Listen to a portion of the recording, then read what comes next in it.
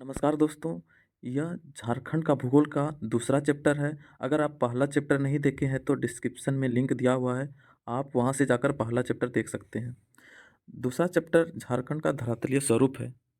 झारखंड का धरातलीय स्वरूप यानी हम इसमें झारखंड का धरातलीय स्वरूप कैसा है उसके बारे में जानेंगे। झारखंड का धरातलीय स्वरूप के निर्माण में छोटा नागपुर का पठारी क्षेत्र का सर्वप्रथम योगदान रहा है। छोटा नागपुर पठार का औसत ऊंचाई 760 मीटर है, यानी छोटा नागपुर पठार का औसत ऊंचाई जो है वह 760 मीटर है। और इसकी सबसे ऊंची चोटी समेत शिखर जो कि पारसनाथ की पहाड़ी में है, जिसकी ऊंचाई 1365 मीटर है, यानी फीट में 4478 फीट है। यह झारखंड की सबसे ऊंची चोटी है।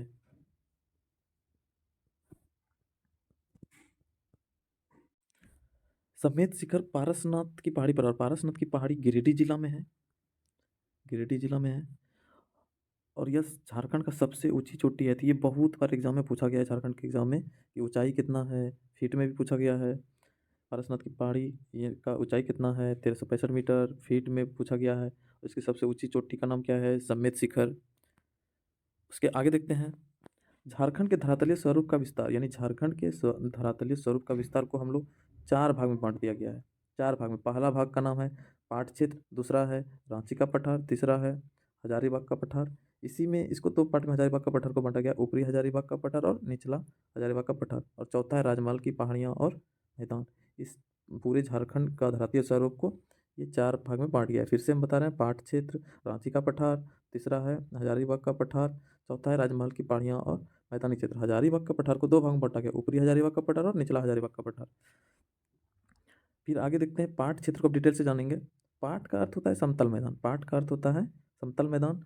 पारसनाथ के अतिरिक्त यह झारखंड का सबसे ऊंचा भाग है। यानी पारसनाथ के बाद अगर दूसरा अतिरिक्त झारखंड का सबसे ऊंचा भाग कौन है, तो पाट क्षेत्र। इसका विस्तार रांची के उत्तरी पश्चिमी हिस्से से लेकर पलामू जिले के दक्षिण हिस्से तक है। रांची के उत्तरी पश्चिम हिस्से से लेकर या पलामू जिले तक पाट क्षेत्र विस्तृत। पाट क्षेत्र की आकृति त्रिभुजाकार है। क्वेश्चन पूछेगा पाट क्षेत्र का आकृति कैसा है, तो त्रिभुजाकार है। इसका शीर्ष दक्षिण में तथा आधार उत्तर में है।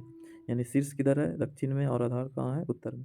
पाट क्षेत्र का ऊपरी भाग टांड कहलाता है तथा निचला भाग दोन। ये भी क्वेश्चन पूछा गया है कि पाट क्षेत्र का ऊपरी भाग कौन होगा, ऊपरी होगा टांड, और निचला भाग जो बोल रहा है, निचला भाग दोन। झारखंड के तीन सबसे ऊंचे पाट क्षेत्र, नेतरहाट पाट क्षेत्र, गणेशपुर पाट क्षेत्र और जनीरा पाट क्षेत्र। पाट क्षेत्र की प्रमुख पहाड़ियाँ सानू और साउर साउर पहाड़ी। सानू और साउर पहाड़ी पाट क्षेत्र की प्रमुख दो पहाड़ी। पाट क्षेत्र उत्तरी कोयल और शंख आदि नदियों का उद्गम स्थल है। बहुत इंपॉर्टेंट पॉइंट है कि पाट क्षेत्र से उद्गम स्थल कौन कौन सी नदियों का है, तो उत्तरी कोयल और शंख नदी। उत्तरी कोयल और शंख नदी। तस्तरी नुमा बारवे का मैदान झारखंड के पाट क्षेत्र का ही हिस्सा है। तस्तरी नुमा बारवे का मैदान पाट झारखंड का पाट क्षेत्र का ही एक हिस्सा है।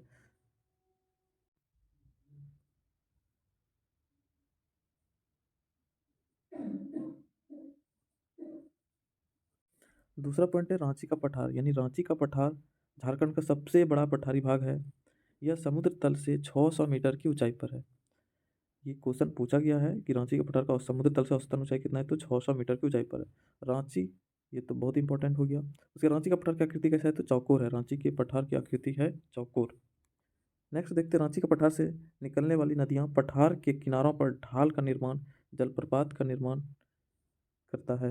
यानी रांची के पठार से निकलने वाली नदियाँ किनारों पर ढाल के कारण जलप्रपात का निर्माण करती है। इनमें से प्रमुख जलप्रपात है बूढ़ा घाघ, लोधा घाघ। यानी बूढ़ा घाघ का ही दूसरा नाम है लोधा घाघ।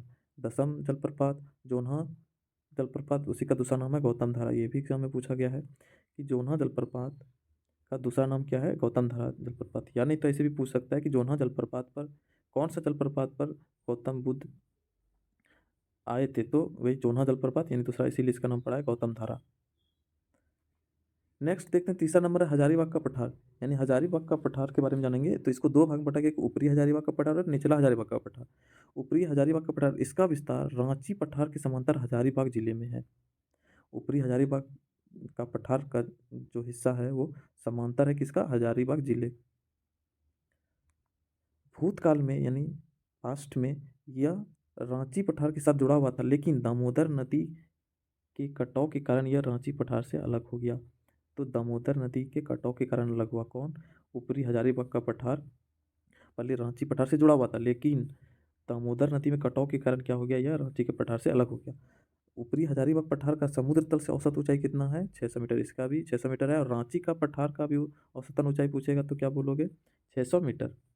निचला हजारीबाग का पठार। निचला हजारीबाग का पठार के बारे में जानेंगे। हजारीबाग जिले के ऊपरी भाग में विस्तृत झारखंड में निम्नतम ऊंचाई वाला पठारी क्षेत्र है।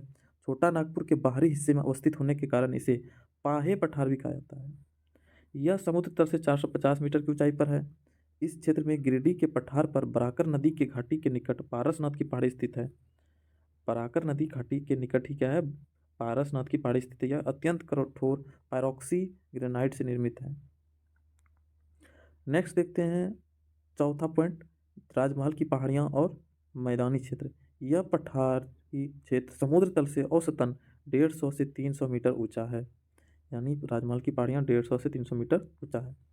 इस क्षेत्र में स्थित राजमहल की पहाड़ी बिहार के कैमूर पहाड़ी तक विस्तृत है। यानी राजमहल की पहाड़ी का विस्तार कहाँ तक है? बिहार का कैमूर पहाड़ी तक। राजमहल पहाड़ी का विस्तार दुमका, देवघर, गोड्डा, पाकुड़ और साहेबगंज, यानी ये पांचों जिला में फैला हुआ है। राजमहल पहाड़ी का विस्तार कहाँ तक है? दुमका, देवघर, गोड्डा, पाकुड़, साहेबगंज। राजमहल पहाड़ी क्षेत्र 2000 वर्ग किलोमीटर तक फैला हुआ है। राजमहल पहाड़ी का विस्तार कितना किलोमीटर तक है? 2000 वर्ग किलोमीटर तक। इस क्षेत्र में नुकीली पहाड़ियों का स्थानीय नाम टोंगरी तथा गुंबदनुमा पहाड़ी का नाम है डोंगरी। नुकीली पहाड़ी का नाम क्या होगा? टोंगरी। और गुंबदनुमा पहाड़ी का नाम है डोंगरी। फिर से याद करा रहे हैं, नुकीली पहाड़ी का नाम क्या होगा? टोंगरी।